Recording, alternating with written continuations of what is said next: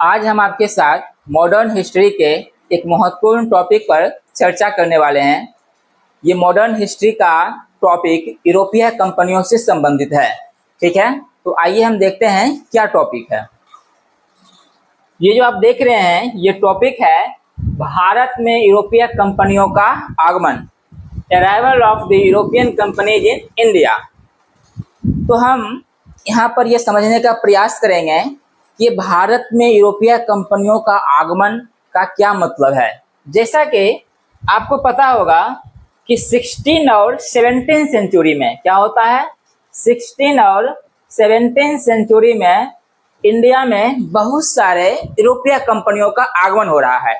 इसी समय आप देखेंगे Portuguese, Dutch, French, Danish, British, इन सारे कंपनियों का इंडिया में आगमन हो रहा है।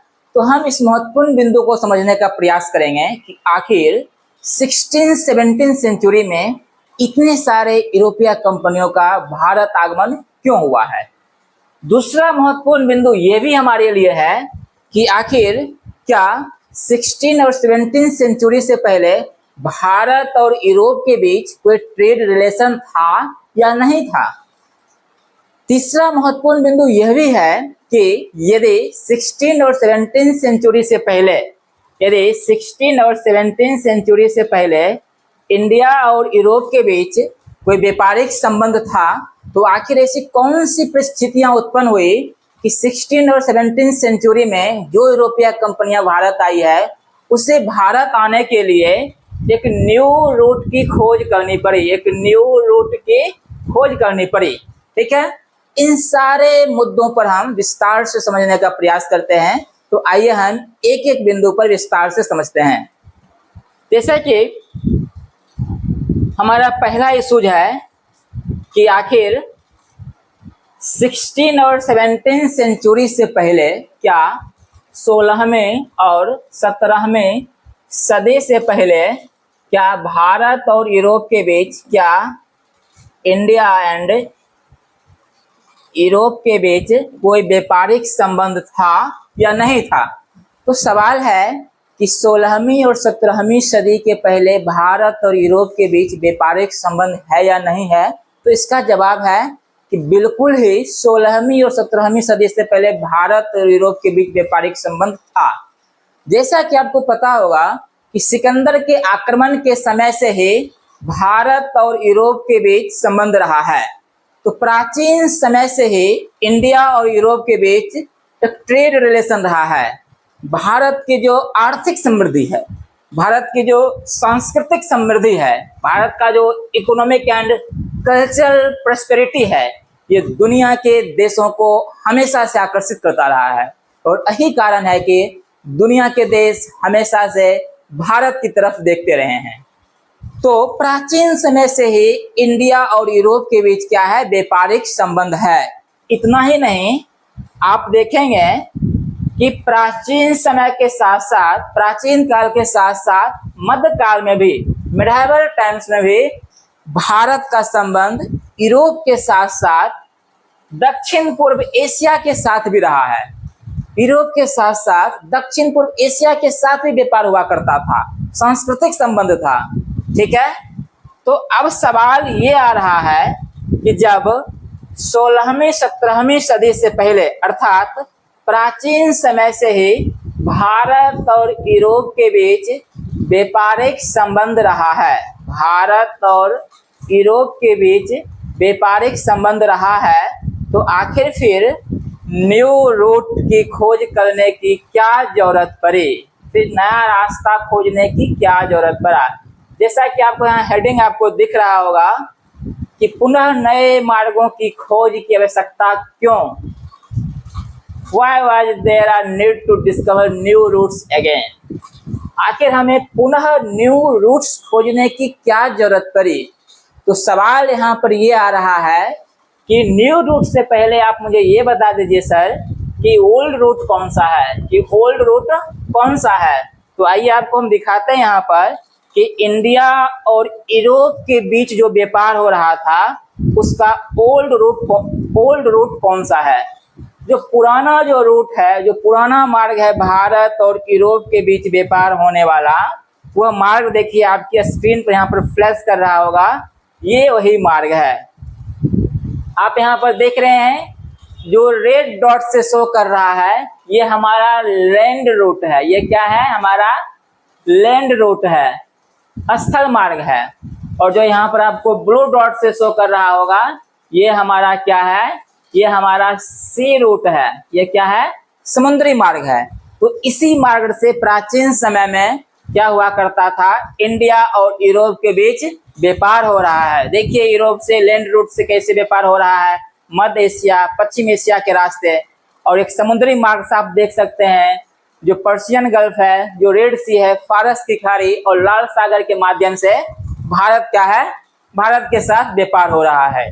इसका मतलब है कि भारत और यूरोप के बीच प्राचीन समय से ही समुद्री मार्ग, सी रूट्स एंड स्थल मार्ग, लैंड रूट के माध्यम से व्यापार हो रहा है। और भारत और यूरोप का बीच जो यह ट्रेड एंड कल्चर रिलेशन है, ये बहुत ही मजबूत रहा है। और इसमें एक इंटरेस्टिंग बात ये भी है, इस मार्ग में आप देखेंगे, इस व्यापार में देखेंगे कि भारत के पक्ष में हमेशा से शक्ति संतुलन रहा है। और यही कारण है इंडिया का जो इकोनॉमिक प्रोस्पेरिटी है, जो आर्थिक समृद्धि है, ये दुनिया के देशों को आकर्षित करता रहा है। और हमेशा व्यापारिक संतुलन भारत के पक्ष में रहा है। आप देखेंगे प्राचीन समय से ही यूरोप के बाजार में भारतीय वस्तुओं की जबरदस्त मांग है। जो भारतीय वस्तुएं हैं, जो भारतीय गुड्स हैं, उसकी जबरदस्त मांग है। कहाँ पर? यूरोप के मार्केट में, यूरोप के मार्केट में, यूरोप के बाजार में। क्या सब मांग था यूरोप के मार्केट में? तो देखिए ये मसाला का मांग है। ये क्या है? मसाला का मांग है। और क्या है? रेशम का मांग है, सूती कपड़ा का मांग है, कीमती पत्थर का मांग है, ठीक है, इंडिगो का मांग है। आपने नील का नाम सुना होगा, प्राचीन समय से यहाँ इंडिगो सप्लाई हो रहा है। तो बहुत सारे वस्तुओं का डिमांड यूरोप के बाजार में है और जबरदस्त डिमांड है, और उस डिमांड को भारत पूरा कर रहा है। यही कारण है कि प्राचीन समय से ही भारत और यूरोप के बीच का जो व्यापार है हमेशा से लाभदायक रहा है। तो आपने देखा अभी कि भारत और यूरोप के बीच का जो व्यापार जो है ये प्राचीन समय से हो रहा है, और प्राचीन समय में इसी रूट के माध्यम से हो रहा था। तो आइए फिर हम उस बिंदु पर लौट रहे हैं कि जब प्राचीन समय से ही व्यापार इंडिया के साथ हो रहा है, तो फिर न्यू रूट खोजने की क्या आवश्यकता पड़ा? ऐसी कौन सी सिचुएशन आया जिसके कारण यूरोपीय देशों को भारत पहुंचने के लिए नए मार्गों की खोज करना पड़ा? क्या नए मार्गों की खोज करना पड़ा? तो आइए हम इस संदर्भ को समझने का प्रयास करते हैं कि आखिर वो कौन सा सिचुएशन है जिसके कारण यूरोपीय देशों को न्यू रूट खोजने की आवश्यकता पड़ गई। जैसा कि आपको पता होगा 622 ईस्वी में क्या होता है? इस्लाम का उद्भव होता है। और जब इस्लाम का उद्भव हुआ है तो इस्लाम तेजी से दुनिया में प्रसार किया है। और इसी क्रम में आप देखेंगे कि तुर्क मुसलमानों के द्वारा, ओटोमन तुर्क के द्वारा बिजेंटियन साम्राज्य पर कब्जा कर लिया जाता है। पूर्वी रोमन साम्राज्य या बिजेंटियन साम्राज्य, जिसकी राजधानी तुर्की में है, कॉन्स्टेंटिनोपोल है, वहां पर कब्जा कर लिया जाता है। ठीक है, जिसकी राजधानी तुर्की में है, तुर्की के कॉन्स्टेंटिनोपोल में है, वहां पर क्या होता है? कब्जा कर लिया जाता है। और जब वहां कब्जा कर लिया जाएगा तो फिर यूरोप और इंडिया के बीच का जो पारंपरिक मार्ग है, जो मैंने आपको अभी दिखाया था स्क्रीन पर फ्लैश करवाकर, वो मार्ग पर क्या हो जाएगा?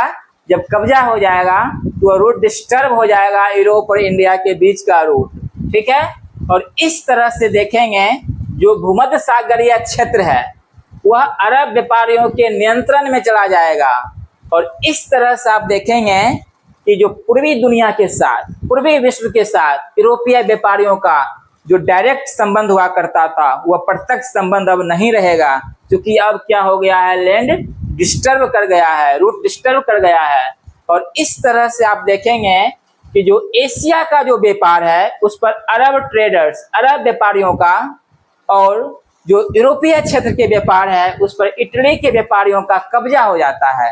और इस तरह से देखेंगे कि ये जो एशिया के व्यापार पर अरब ट्रेडर्स का कब्जा हो रहा है और यूरोप के व्यापार पर इटालियन ट्रेडर्स का कब्जा हो रहा है, यह कहीं न कहीं व्यापार पर, ट्रेड पर एक प्रकार से मोनोपोली एस्टेब्लिश हो चुका है।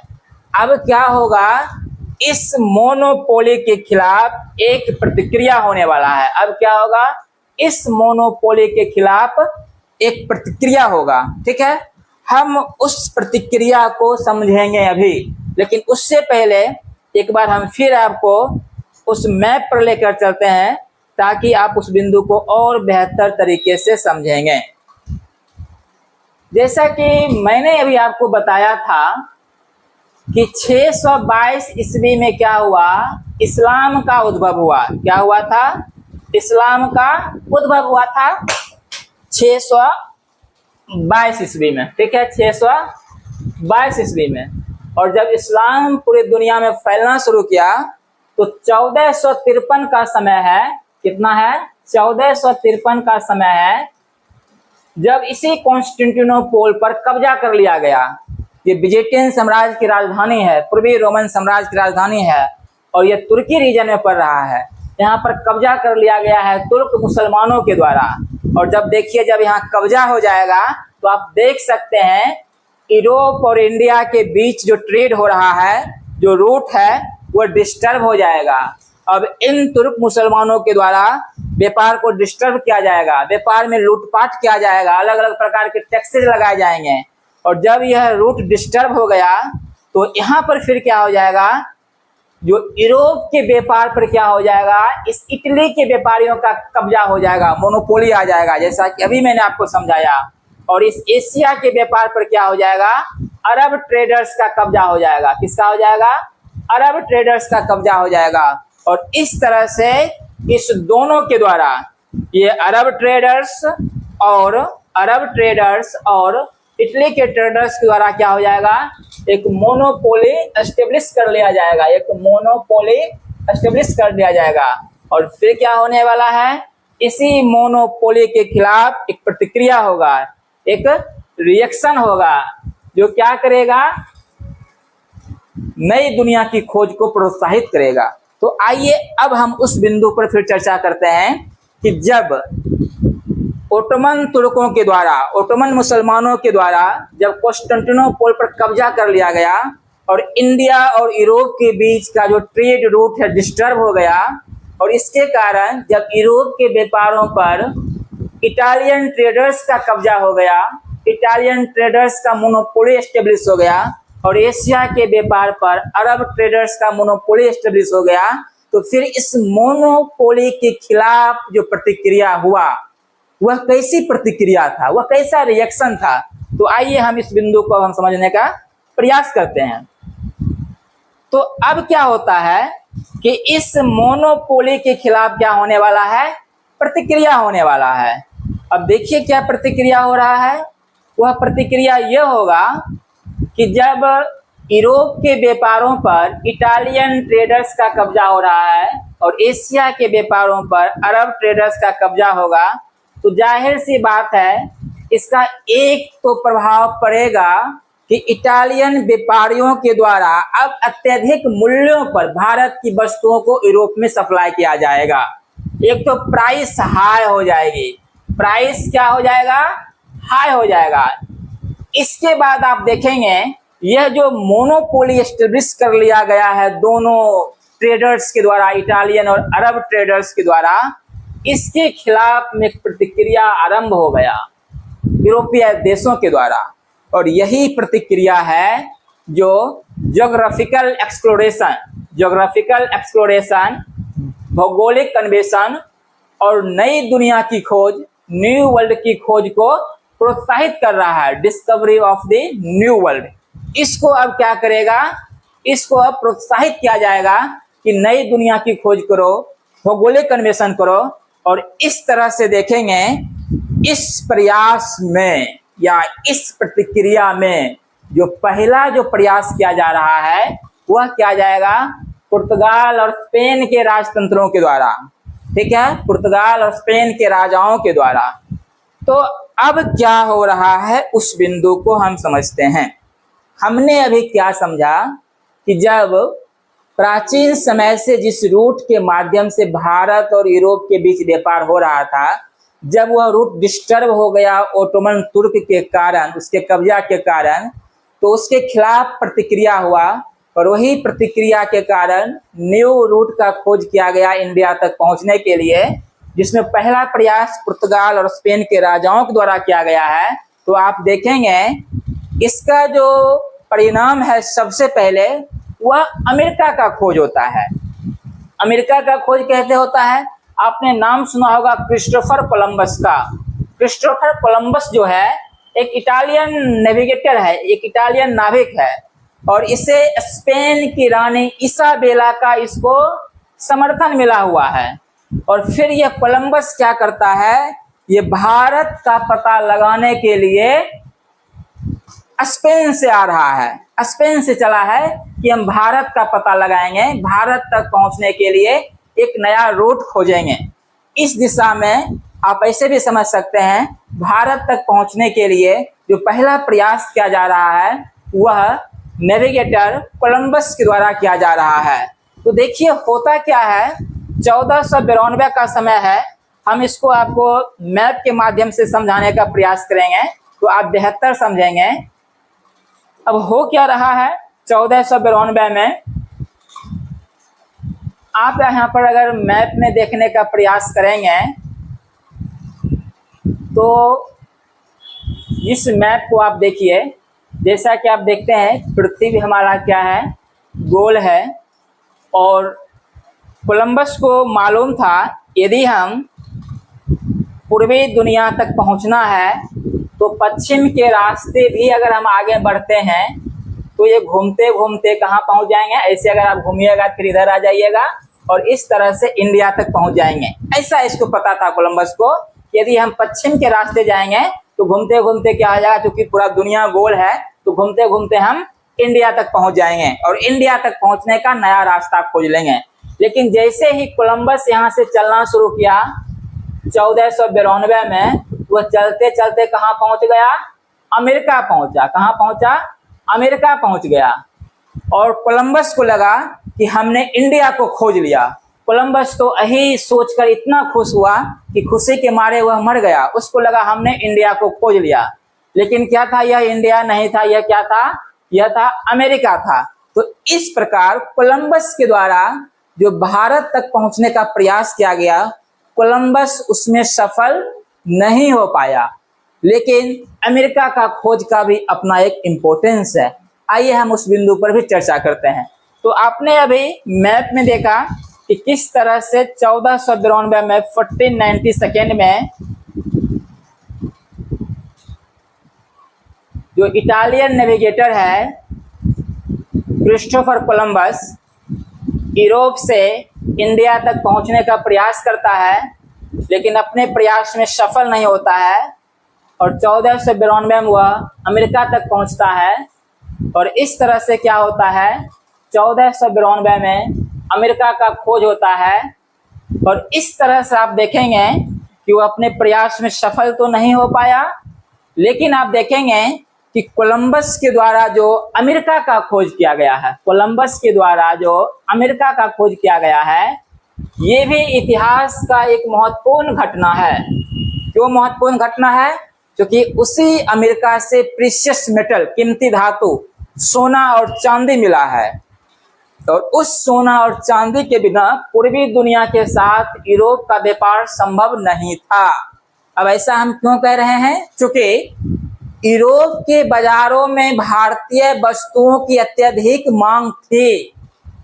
ठीक है, भारतीय वस्तुओं का तो अत्यधिक मांग है यूरोप के बाजार में, लेकिन भारतीय बाजार में यूरोप की वस्तु का मांग नहीं है। तो सवाल है कि भारतीय बाजारों से यूरोपीय कंपनी वस्तु कैसे खरीदेगी? उसके लिए उसे कुछ देना होगा।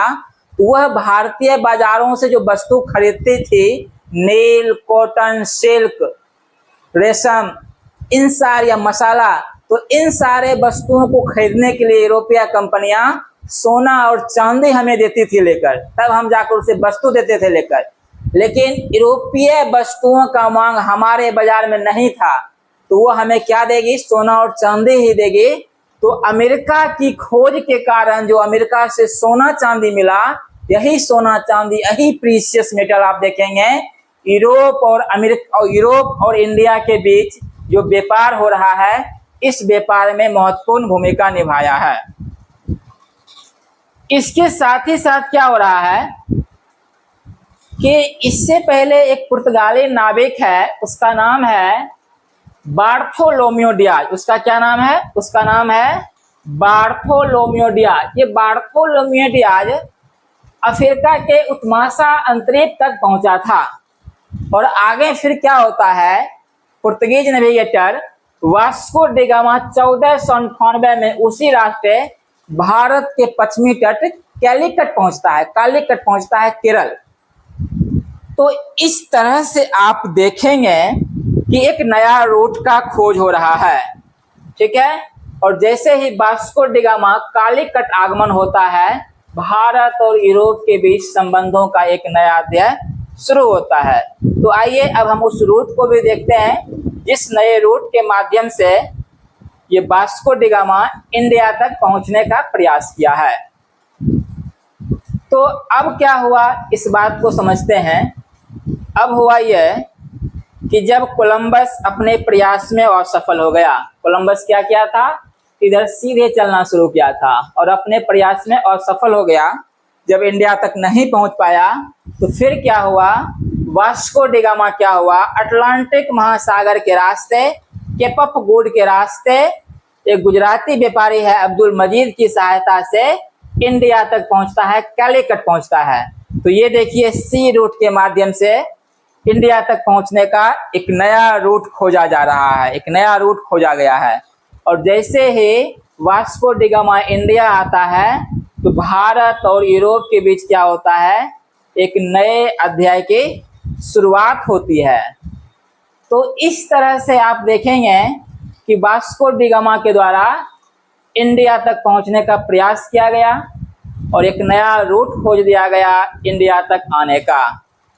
तो इस तरह जैसे ही वास्को डी गामा कैलीकट आया, a new chapter of relation between India and Europe began।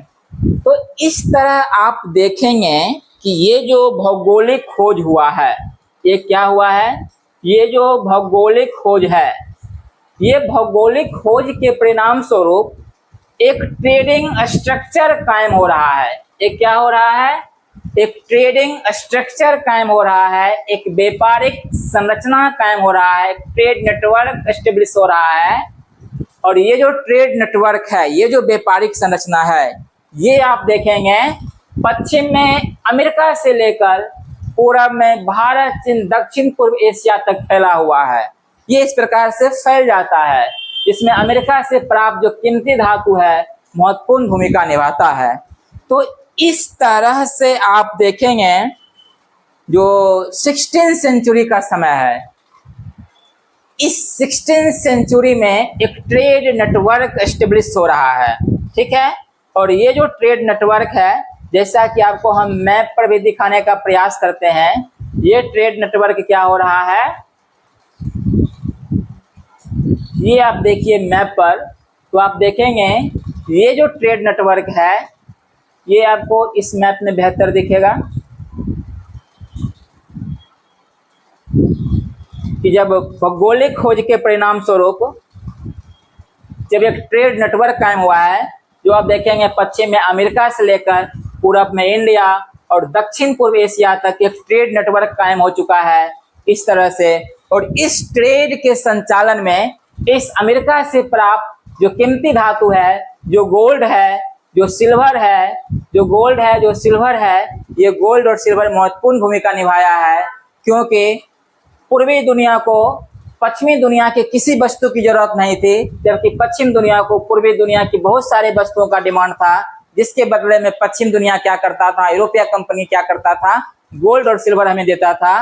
तो ये जो अमेरिका से प्राप्त जो गोल्ड और सिल्वर है, इस व्यापारिक नेटवर्क के संचालन में महत्वपूर्ण भूमिका निभाया है।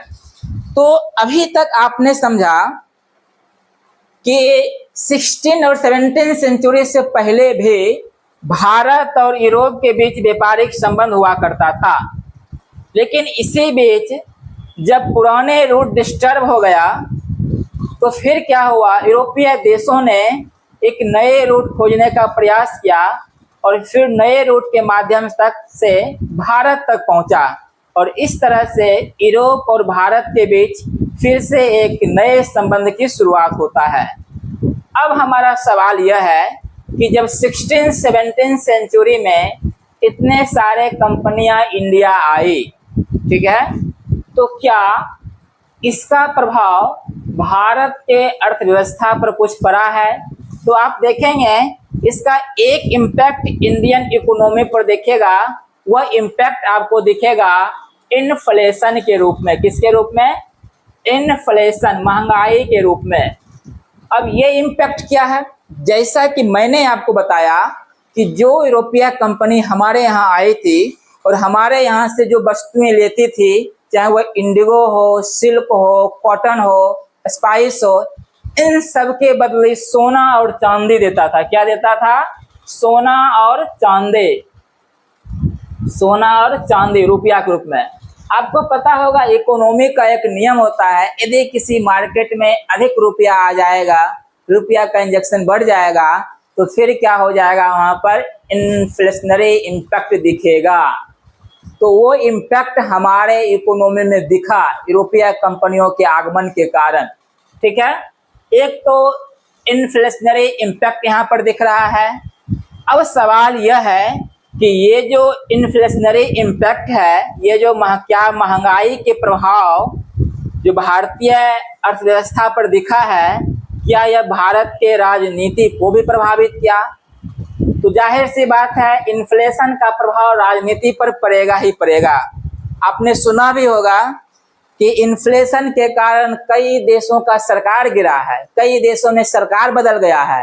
आप भारत भी देखिए, जब इन्फ्लेशन यहाँ आप देखेंगे, जब यहाँ महंगाई दिखेगा तो लोग सरकारों के खिलाफ प्रतिक्रिया देने लगती है, सरकार परेशानी में पड़ जाती है और सरकार प्रयास करती है कि कैसे हम इन्फ्लेशन को कम करें ताकि हमारी सत्ता बचा रहेगी।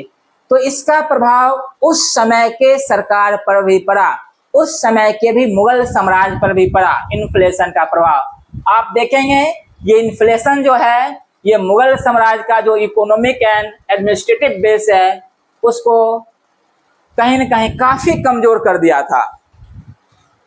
और ये इन्फ्लेशन जो है, ये कहीं न कहीं मुगल साम्राज्य में कहीं न कहीं देखेंगे जो मनसबदारी संकट है, जो जागीरदारी संकट है, उसको भी कहीं न कहीं क्रिएट किया था।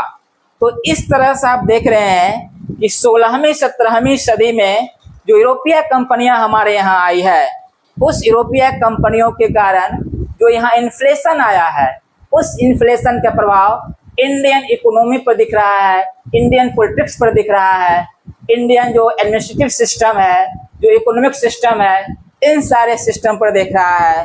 और जब महंगाई बढ़ा और जब जागीरदारी संकट उत्पन्न हुआ, जब मनसबदारी संकट उत्पन्न हुआ, तो फिर इन जागीरदारों के द्वारा, इन जमींदारों के द्वारा किसानों के ऊपर टैक्स बढ़ा दिया गया। और जब किसानों के ऊपर टैक्स बढ़ाया गया था, तो किसानों ने देखेंगे कि अपने राज्यों के खिलाफ, शासकों के खिलाफ विद्रोह शुरू कर रहा है। जैसा कि आपने नाम सुना होगा जाट विद्रोह, सतनामी विद्रोह, इस तरह कई विद्रोह हो रहा है। और इस तरह से आप देखेंगे कि इसका प्रभाव जो है वह अलग अलग तरीके से इकोनॉमी और पॉलिटिक्स पर दिख रहा है। इतना ही नहीं, इस महंगाई के कारण देखेंगे जब वेतन वगैरह बढ़ाने को पड़ा, तो इस कारण से क्या हो गया, जब खजाना में रुपया कम होने लगा तो सेना के रखरखाव में कमी आने लगा। और इस तरह से देखेंगे जिस तरह से इन्फ्लेशन जितना तेजी से भारतीय अर्थव्यवस्था और राजनीति को प्रभावित कर रहा था, उतना ही तेजी से यूरोपीय कंपनी की शक्ति बढ़ती जा रही है। और यही कारण है आप देखेंगे कि धीरे धीरे इसी का फायदा उठाकर जो ईस्ट इंडिया कंपनी है वो भारतीय राजनीति और भारतीय अर्थव्यवस्था को अपने कैप्चर में लेना शुरू कर देगा। तो इस तरह से अभी आपने देखा कि 16 और 17 सेंचुरी में बहुत सारे यूरोपीय कंपनियों का आगमन हो रहा है। तो हम थोड़ा सा समझ लेते हैं इसी समय आप क्या हो रहा है। आप देखेंगे कुछ कंपनियां का स्थापना हुआ है, जैसे जो पुर्तगीज ईस्ट इंडिया कंपनी है, इसकी स्थापना 1498 में हुआ है। उसी तरह से देखेंगे डच ईस्ट इंडिया कंपनी है, जिसकी स्थापना 1602 में हुआ है। अंग्रेजी ईस्ट इंडिया कंपनी है, स्थापना 1600 ईस्वी में हुआ है। डेनिश ईस्ट इंडिया कंपनी है, स्थापना 1616 में हुआ है। फ्रांसीसी ईस्ट इंडिया कंपनी है, इसकी स्थापना 1664 में हुआ है। और इन सारे यूरोपीय कंपनियों ने भारत के व्यापार और भारत की राजनीति को प्रभावित किया है, बदल दिया है, इतिहास के पन्ने को एक नई दिशा दिया है। ठीक है, तो हम क्या करेंगे, नेक्स्ट क्लास में ये समझने का प्रयास करेंगे पुर्तगीज कंपनी के बारे में, arrival of the Portuguese company in India. हम नेक्स्ट क्लास में देखेंगे कि किस तरह से पुर्तगीज कंपनी हमारे यहाँ आया और कैसे अपने व्यापार को बढ़ाया है। ठीक है, तो आज हम यहीं तक इस क्लास को छोड़ रहे हैं। हम लोग फिर नेक्स्ट क्लास में विस्तार से और चर्चा करेंगे पुर्तगीज कंपनी के बारे में।